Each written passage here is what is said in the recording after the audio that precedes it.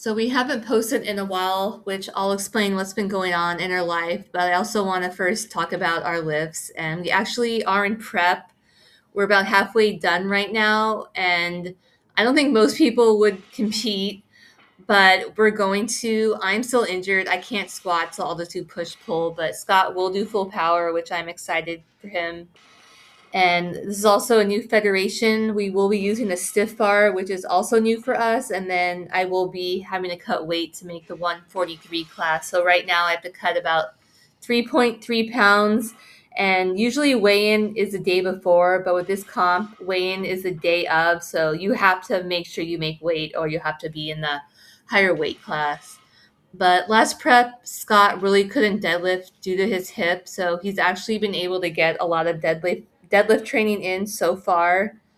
With his squats, he was used to squatting at a commercial gym, so he's getting used to being in a combo rack again. And in this video, he's actually using a squat bar, so that's also new for him. And then his bench has been moving really well. I don't have it in this video, but he did bench 370, which he hasn't done in a while.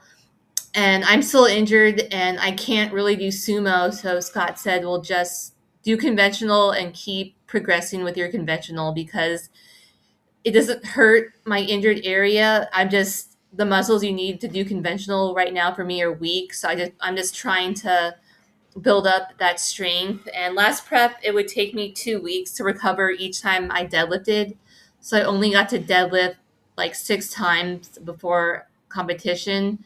So with doing conventional, I can deadlift every week. I'm just kind of nervous if I'm going to remember how to do sumo when the meet comes, but we'll see. And then in the last few videos, I've kind of been mentioning just what we've been going through, and our senior dog was having the syncope episodes, and she had one, and it was really bad. Normally, she jumps out of bed in the middle of the night, and this time she couldn't get out of bed, and her just it's like her heart stops, just get enough oxygen, and she just let out these super painful cries, and it took her longer than normal to kind of come back around. And I was really worried. She was diagnosed early in the year with congestive heart failure, so I knew it was a ticking time bomb with her heart. And I just got such bad anxiety because I didn't know exactly what was going to happen, if her heart would burst, if she would suffocate, she'd have a heart attack. So it was just a constant stress and not knowing like what's going to happen. And that happened on a Sunday night, and then she seemed okay in the morning. I dropped her off normal at my parents' house, and then when I went to pick her up, she was just acting weird, just not her normal self. She wasn't really wanting to make eye contact, and she's kind of started chattering her jaw. I didn't know what was going on, and I just knew she seemed off. And when I got home, I told Scott like, I'm worried, like, I don't know if this is it. And my biggest thing was I just didn't want her to suffer. And I know with Scott, it took some time for him to kind of come around and realize what was going on. But we had to make a decision that it was her time, and this was her way of letting us know that she was ready. And we it was I like can't explain it. This is my first time dealing with having to put a dog down, and I've had her for over 16 years, and I could say this was probably one of the hardest things in my life. And we had to put our dog down, and I'm so really upset about it. And it's been about a month, and just trying to move forward, and it's just hard.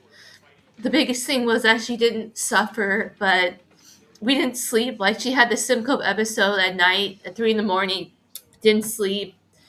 It was a last minute thing we decided. So we found an amazing bed, but it happened at midnight on a Sunday. And then the next day, me and Scott were forced.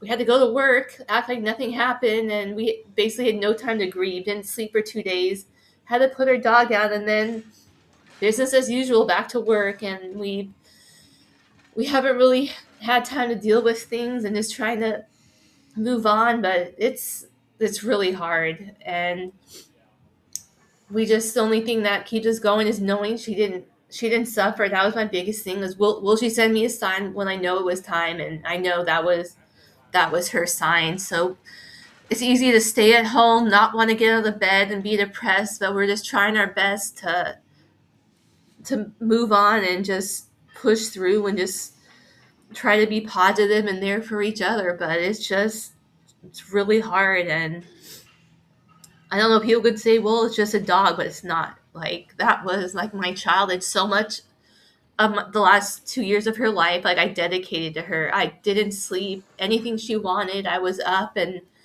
I thought once she passed that I would feel a little less stressed out. I would start to feel more like myself because I could just focus on me. But I honestly, I don't feel better. I just, part of me is just gone and just trying to move on. I went for a couple weeks just feeling super weak. I finally feel like now I'm gaining a little bit of my strength back. But yeah, this prep is going to be, every prep I say is the most hard, but this this is going to be the most hard. There's just so many changes, and I'm kind of willing to take on the challenge and try to push through. So even just switching to conventional for me, it's a huge thing, and it's a huge blow to my ego, lifting 100 pounds less than what I normally do. But I love powerlifting, so I'm gonna find a way to just keep doing it and challenge myself. So that's kind of what's been going on with us.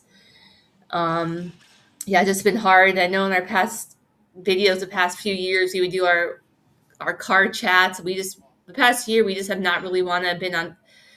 We haven't want to be on camera as much. I think some of it has to do with just our confidence and our lips just not going that well. But we appreciate everyone for sticking with us and watching. And any comment or like, we really do appreciate it. So I'll let the rest of this video play out, and we should have just a couple more videos, and then we can compete again. So we're excited to show you guys what we can do. Like I said, good or bad. Some people will only compete when they're at their best. We don't care. We just like to compete.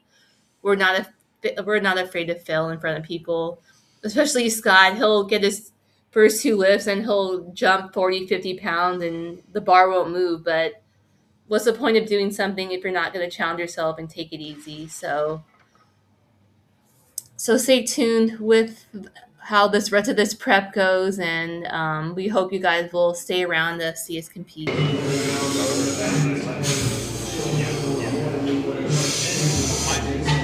My other issue too is just because like how I was moving. When I'm at the top here, I'm like this, and I can get my shoulders flex. Like a lot of people, when they're at the top here, they're just jumping.